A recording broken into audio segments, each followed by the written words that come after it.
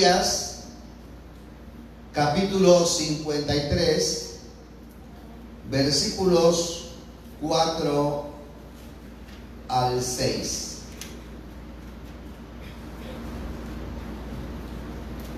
Isaías 53, versículos 4 al 6.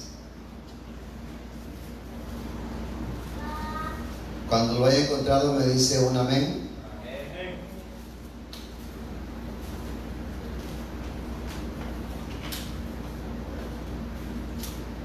Gloria a Dios.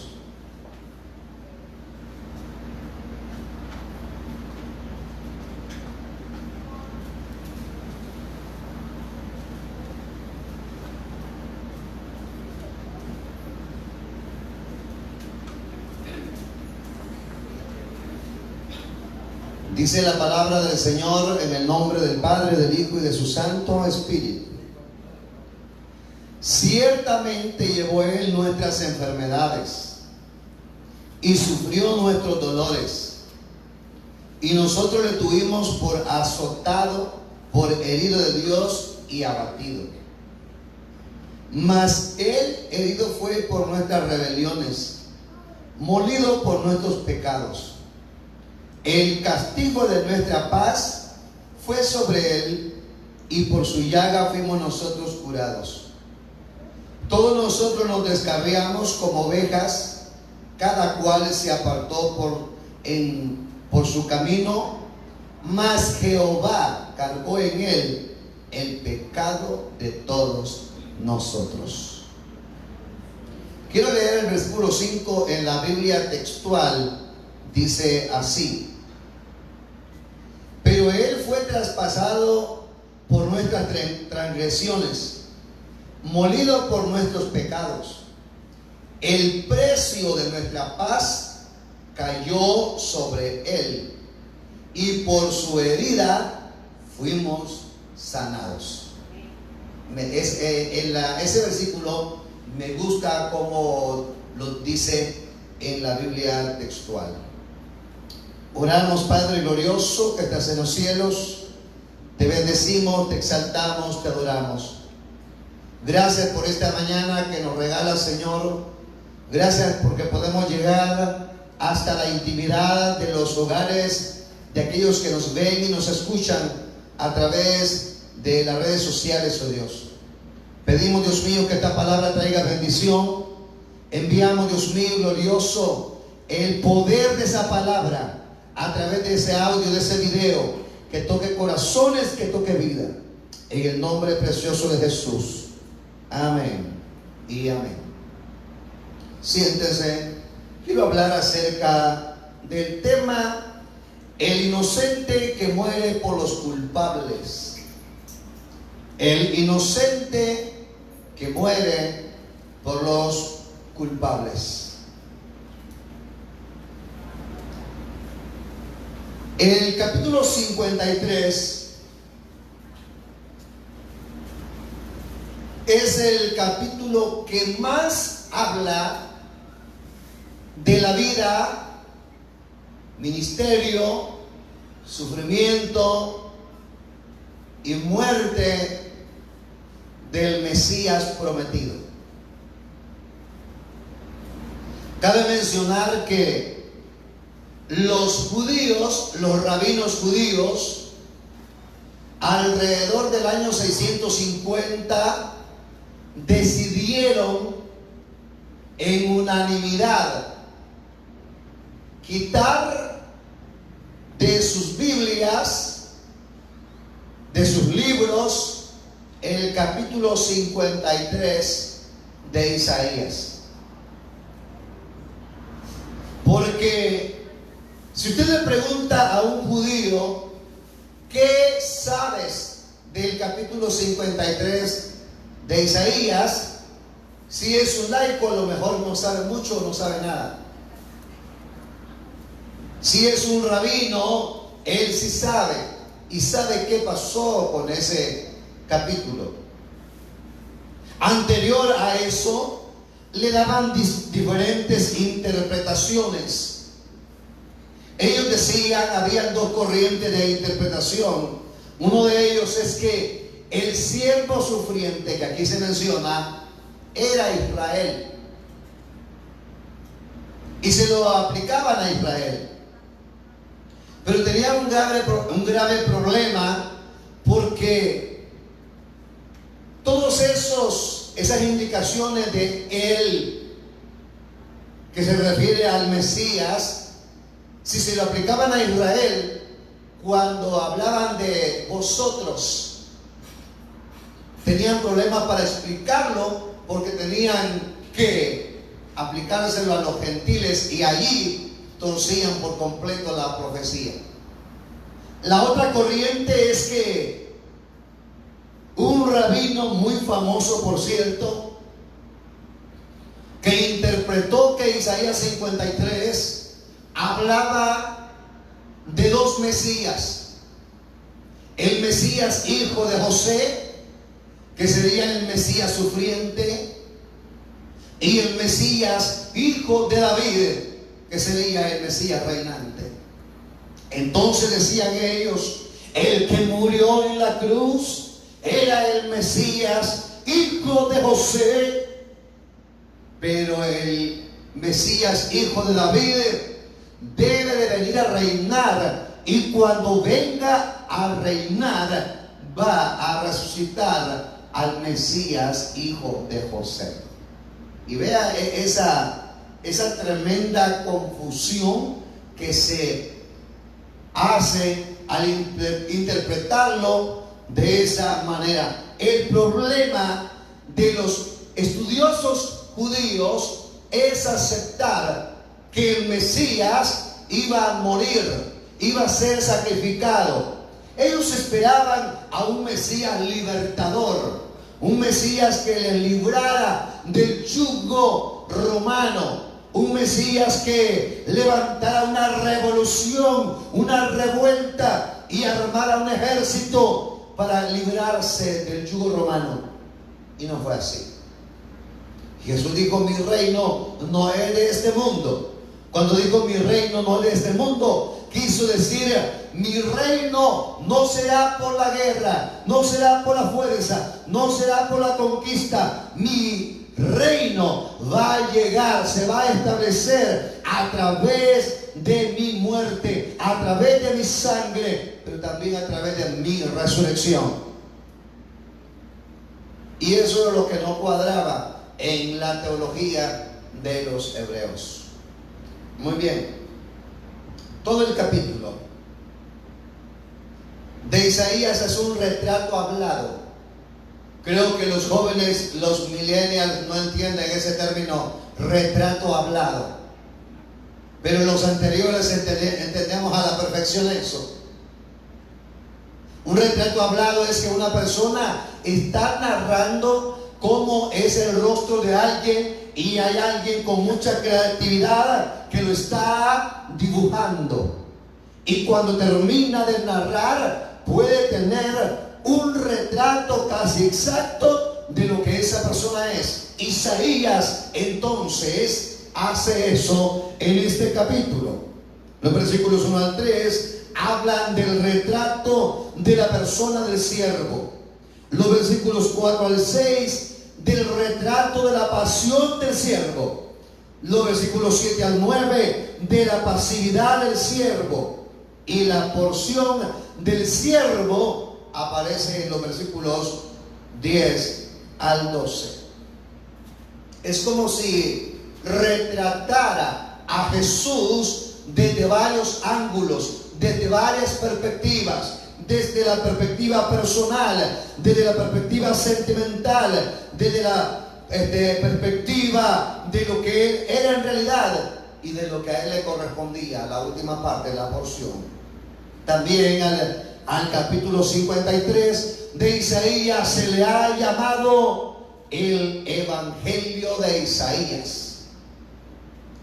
No hay otro capítulo que hable con detalles acerca de la persona de Jesucristo, de su obra, de su trato, de lo que las personas harían de él.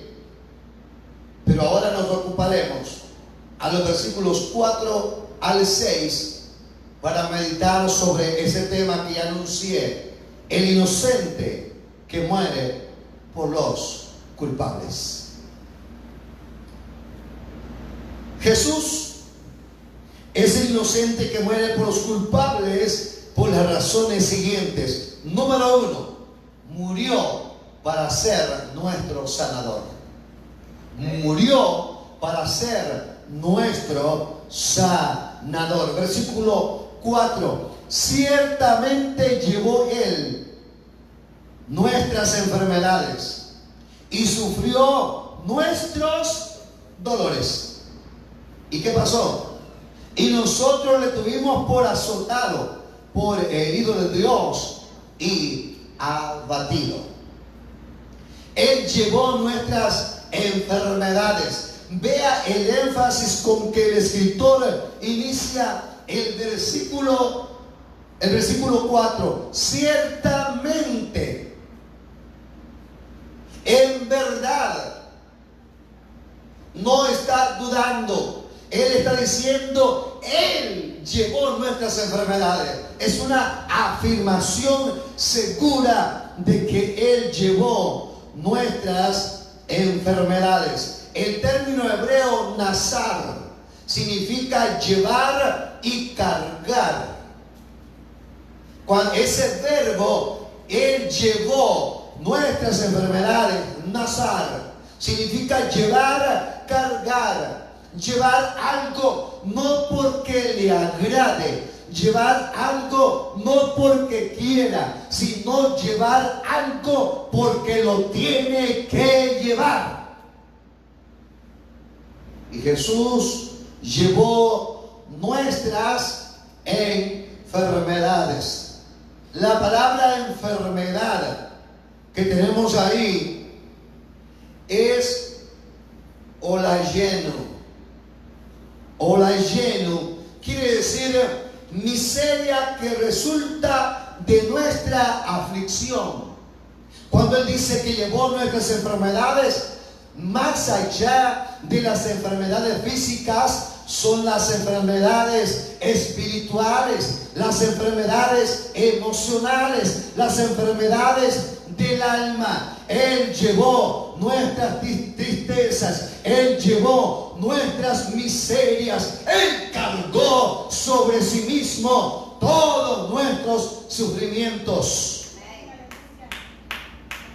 Hola lleno, Él cargó la miseria que era nuestra, producto de nuestra naturaleza caída, producto de nuestro pecado. Recuerde que los sufrimientos, las miserias, las enfermedades, las desgracias y todo mal que padece el ser humano fue consecuencia del pecado. Es parte de eso, ese paquete que venía con la desobediencia. Mas Cristo cargó nuestras miserias para que usted y yo ya no seamos miserables, sino que seamos dichosos en Cristo Jesús. Aleluya. Sufrió nuestros dolores. Ese verbo sufrir en el hebreo es shebalah. Shebalah significa soportar, resistir algo desagradable. Lo primero era llevar, cargar algo involuntariamente, aunque no quisiera. Ahora le agrega algo más. El shebalah, soportar, resistir algo desagradable. Imagínense que a usted le obligan a llevar un poco de basura, que además de que está pesado, está maloliente.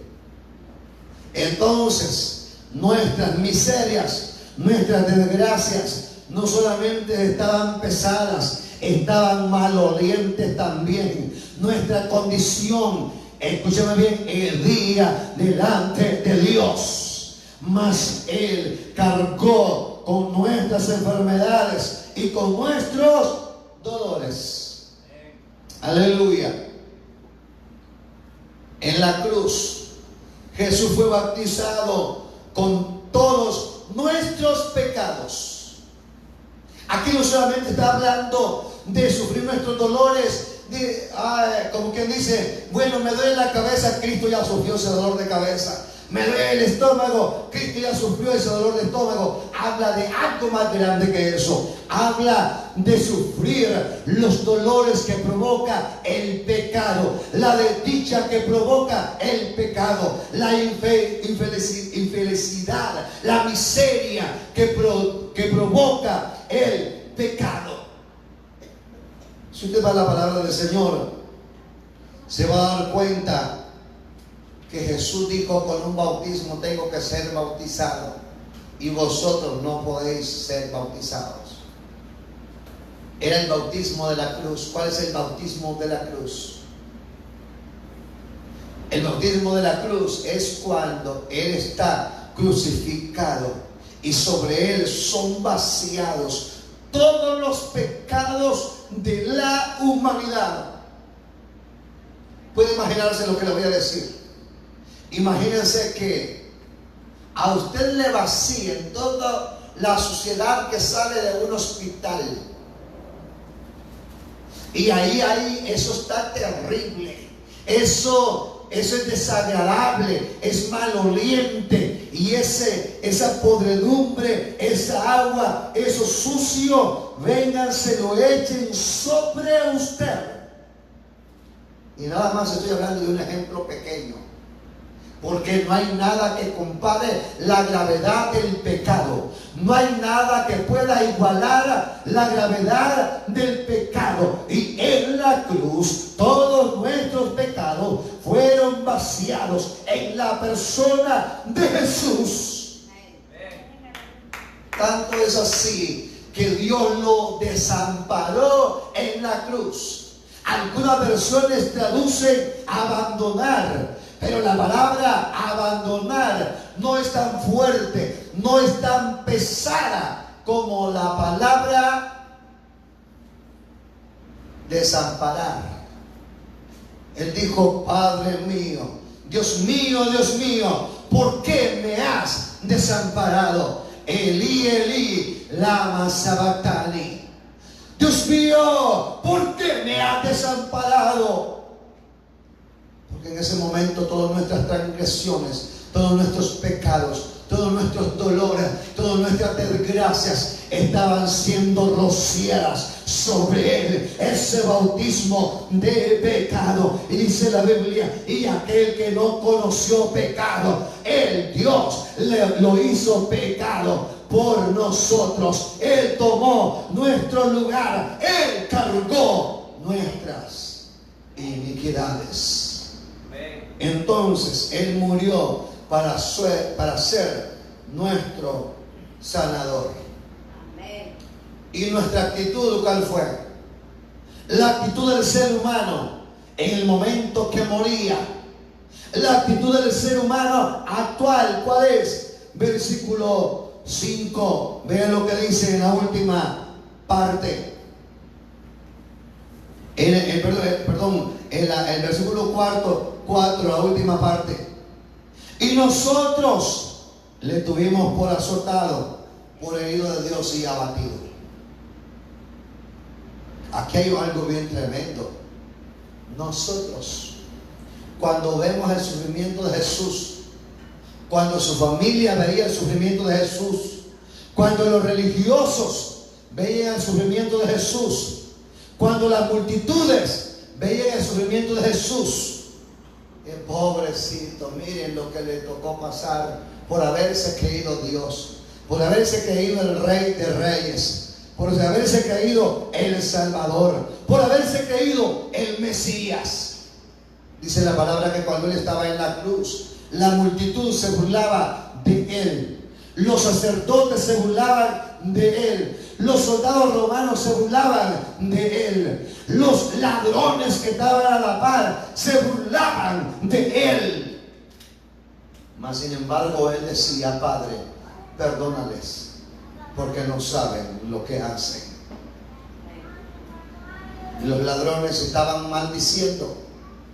Los ladrones, en su dolor, en su agonía, Estaban maldiciendo a los que le habían crucificado. Maldecían la cruz, maldecían la ley romana, maldecían a Dios mismo, porque incluso le decían: tú salvaste a muchos, sálvate a ti mismo y sálvanos a nosotros.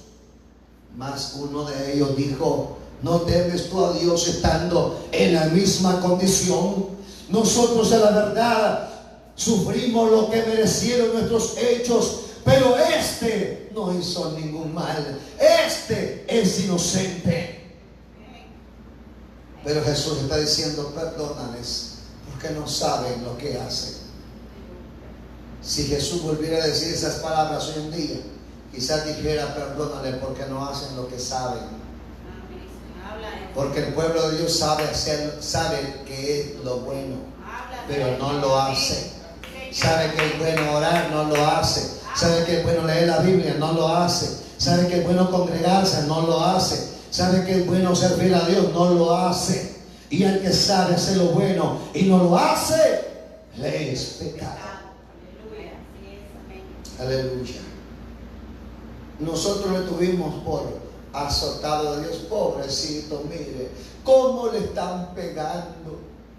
Simplemente como azotado, como afligido de Dios. La palabra afligido quiere decir golpeado mental y emocionalmente. Cuando Jesús está en el Getsemaní, una noche antes de morir, después de la Santa Cena, de la Pascua, aparta a 3 de sus discípulos, a Juan, a Pedro y a Santiago, y le dice: vengan conmigo. Y estando allí, comenzó a abrir su corazón y le dice: mi alma está abatida hasta la muerte. En otras palabras, yo estoy afligido hasta el cansancio. Yo estoy afligido hasta la muerte. En su humanidad, Él quería que pasara la copa del sufrimiento, la copa de la muerte. Pero dijo: Padre, no sea mi voluntad, sino la tuya. Aleluya. Dele ese aplauso al Señor. Bendito sea Dios. Abatido, quebrantado del alma, del cuerpo.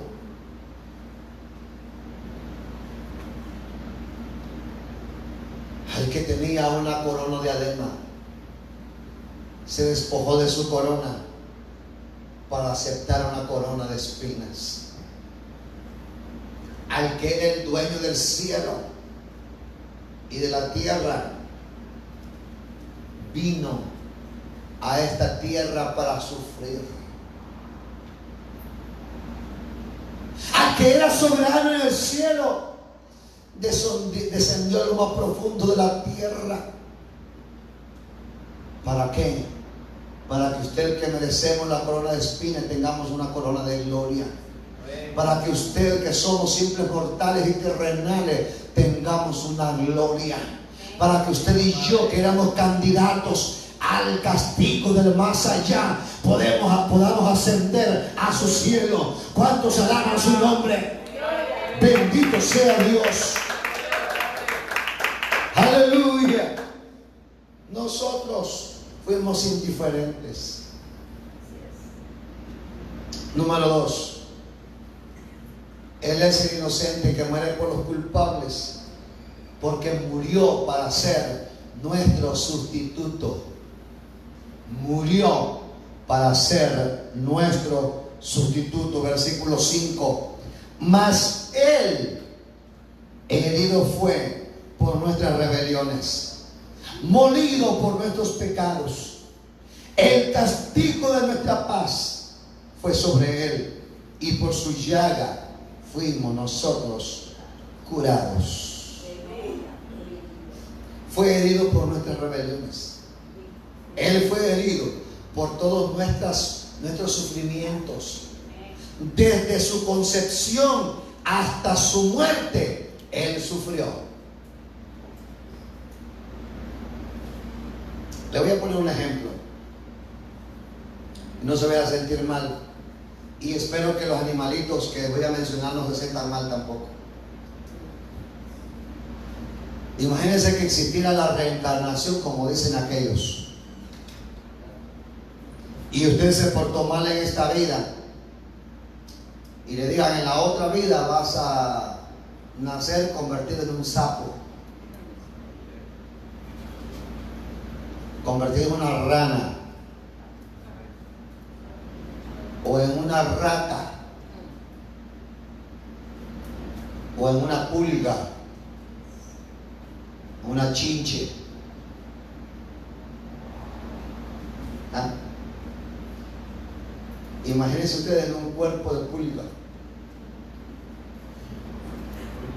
¿Por qué estoy diciendo esto?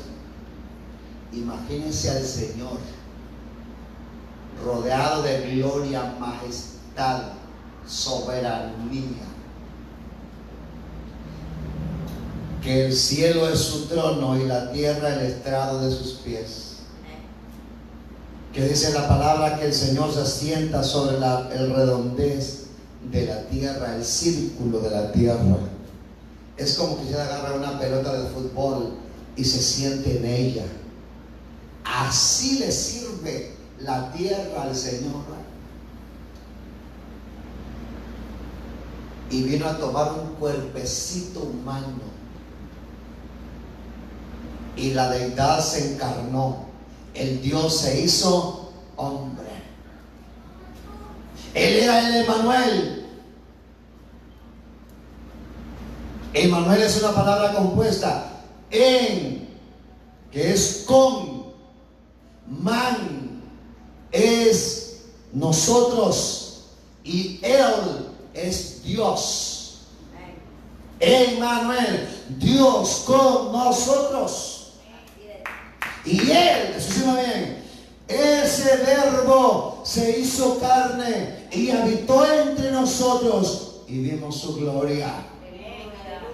Pero cuando nace, ¿de qué familia nació? De las más pobres, que era José, un carpintero. Hubiese escogido una familia noble, pero sin atractivo para que le deseemos.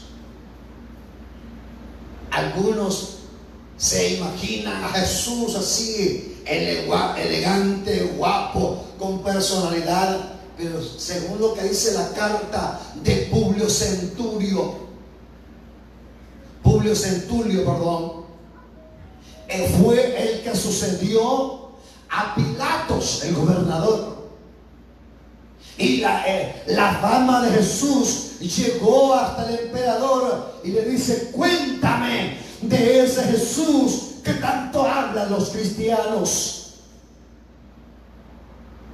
Y escribe Publio Centulio: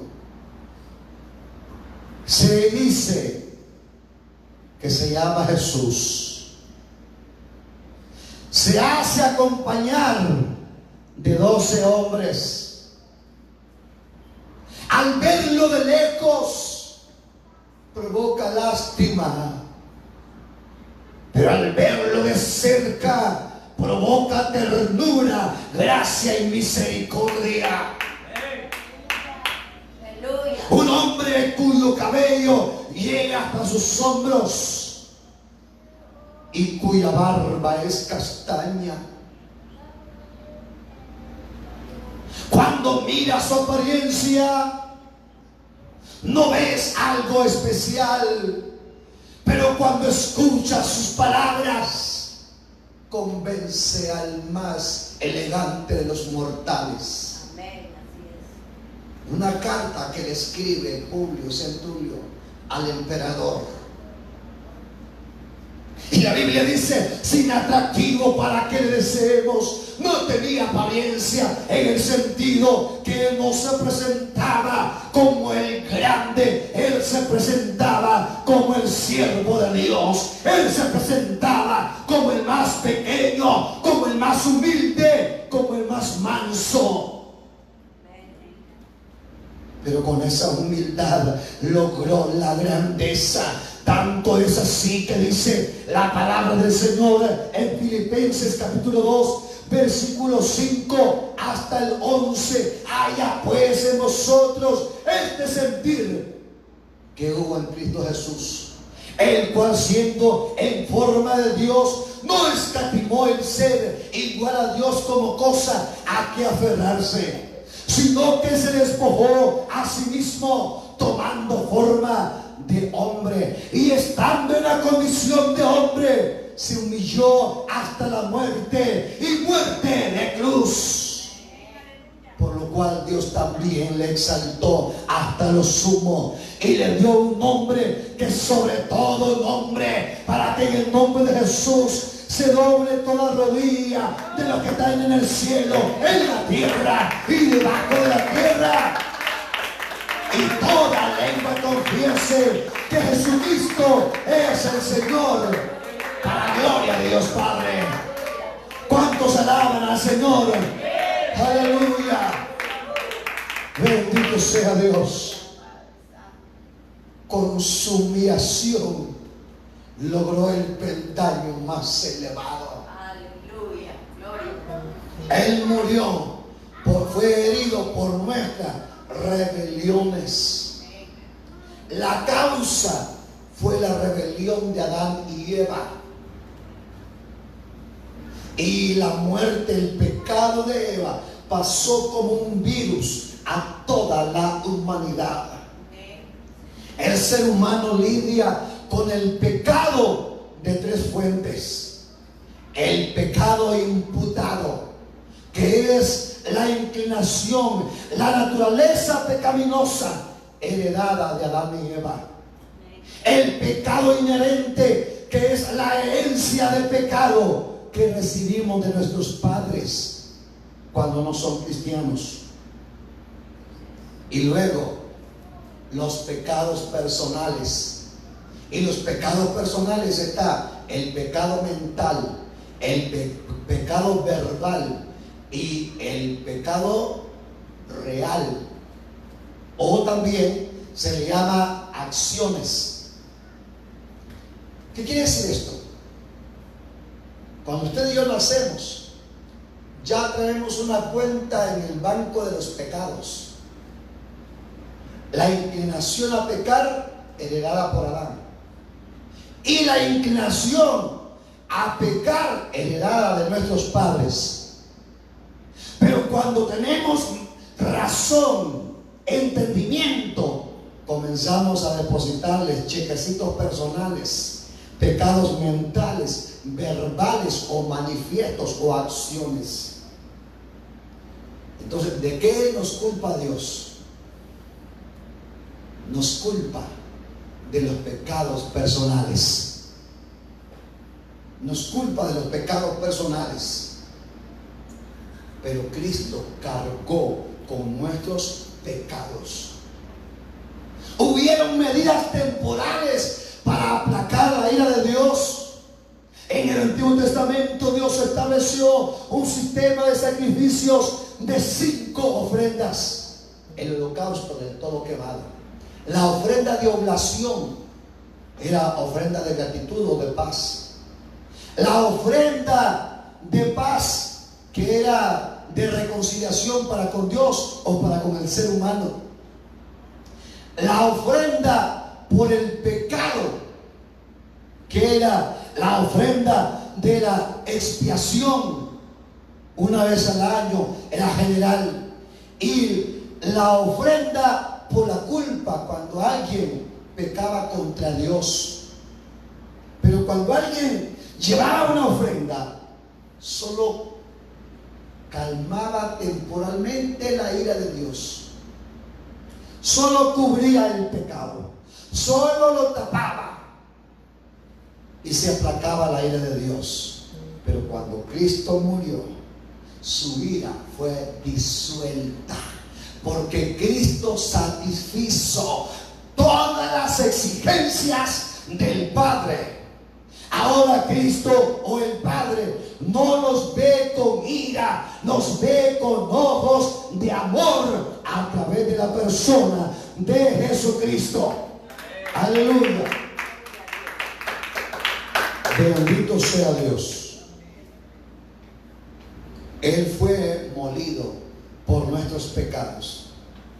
Esta expresión está tomada del contexto agrícola de Israel. La forma de moler el grano de trigo o de cebada en aquel entonces eran molinos que estaban en la base de una gran roca, y sobre esa roca había una piedra que pesaba más o menos 1 tonelada. Esto sería 20 quintales, unas 2000 libras o 1000 libras.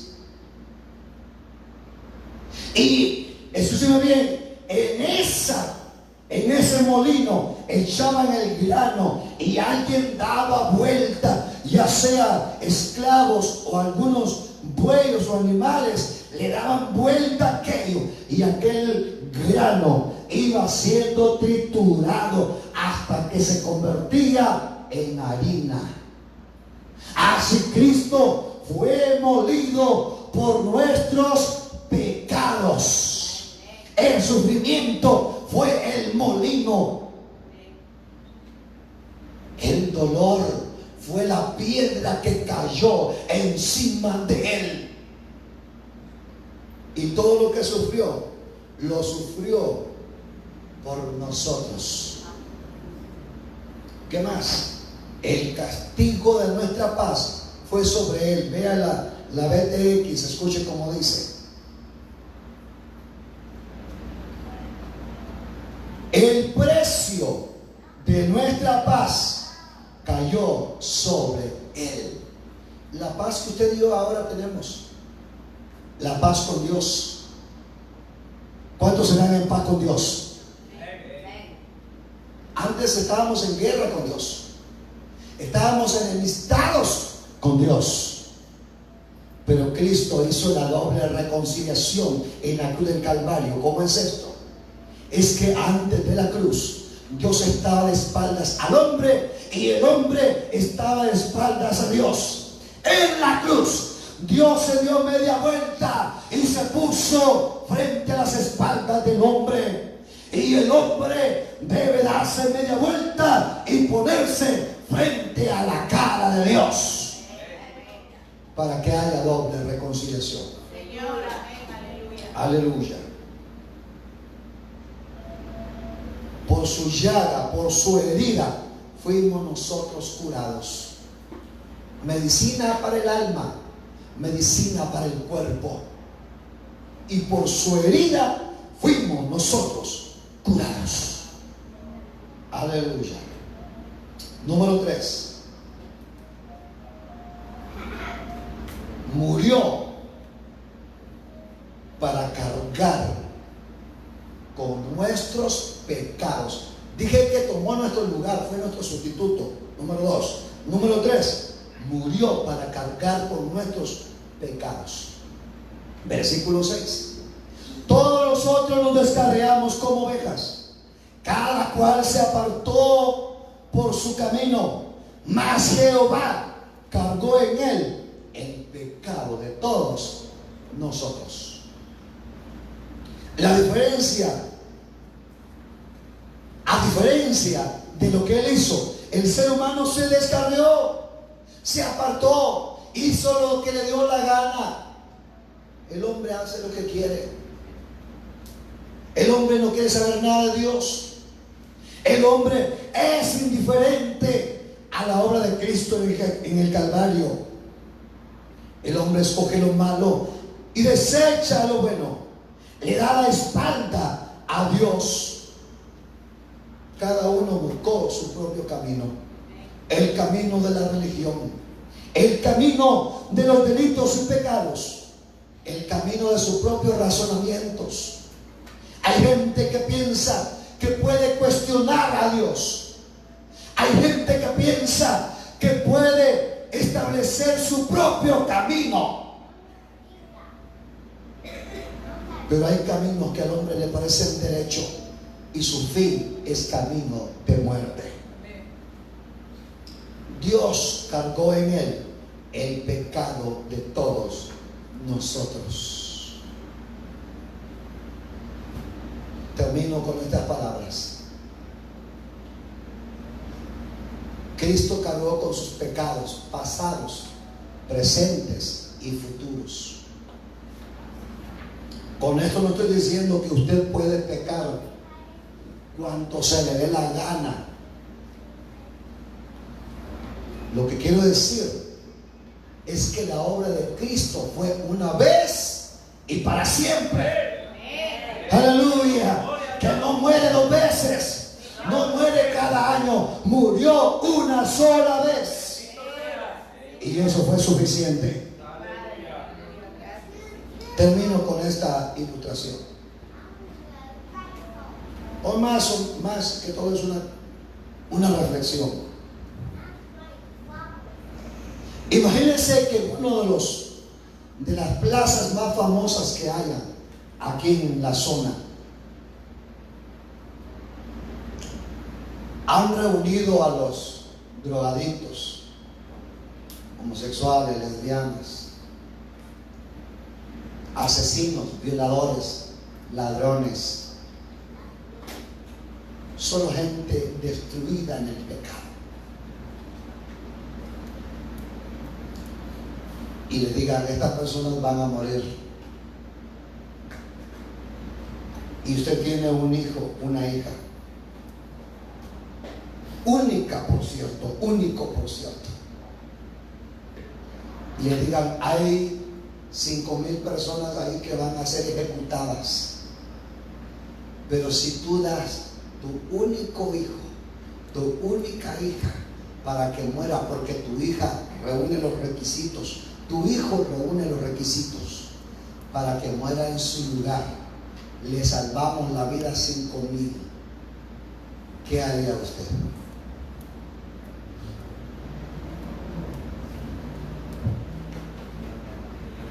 ¿Daría a su único hijo, a su única hija?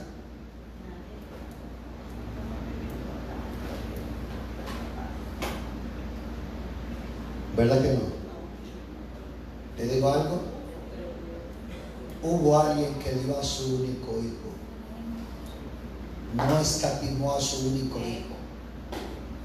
Vea lo que dice el versículo 10 del pasaje que leímos.